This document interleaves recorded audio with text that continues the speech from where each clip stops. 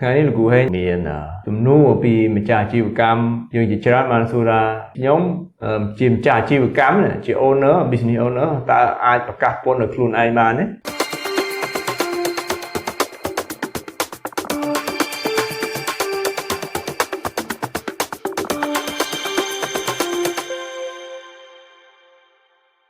បាទសូមជម្រាបសួរលោកស្រីអ្នកនាងកញ្ញាដែលជាម្ចាស់អាជីវកម្មទាំងអស់ជាទីមេត្រីបាទថ្ងៃនេះលោកគ្រូហេងឡើងមក talk show ទៀតហើយប្រចាំសប្តាហ៍យើងហ្នឹងហើយក៏មាន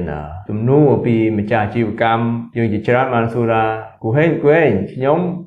ជាម្ចាស់អាជីវកម្មជា owner business owner តើអាចប្រកាសពន្ធឲ្យខ្លួនឯងបានទេលោកគ្រូហេងឆ្លើយថាបានការប្រកាសពន្ធមិនកំណត់ថាជាម្ចាស់អាជីវកម្មមិនកំណត់ថាជាគណនេយ្យករមិនកំណត់ថាជា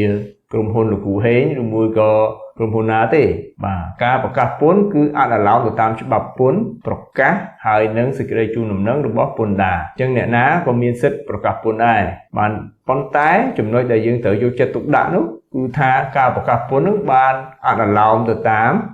ច្បាប់ឬក៏បទបញ្ញត្តិរបស់ពន្ធដារហើយឬនៅកន្លែងហ្នឹងដែលជាចំណុចសំខាន់ហើយការដែលយើងប្រកាសពន្ធនេះមិនមែនមានន័យថាប្រកាសឲ្យតែបានទេអញ្ចឹង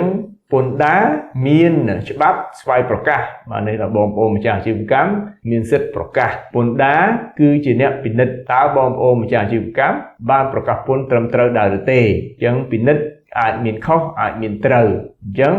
បើសិនជាពន្ធដាររកឃើញថាយើងមានកំហុសក្នុងការប្រកាសពន្ធគេនឹងឲ្យយើងកែតម្រូវហើយបើសិនជាមានប៉ះពាល់ទៅដល់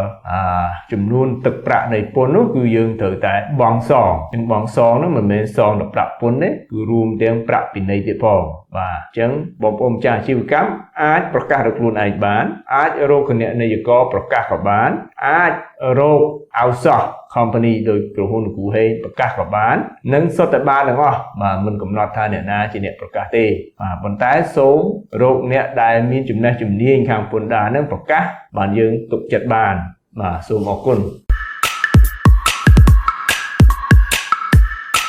Yo, just do what you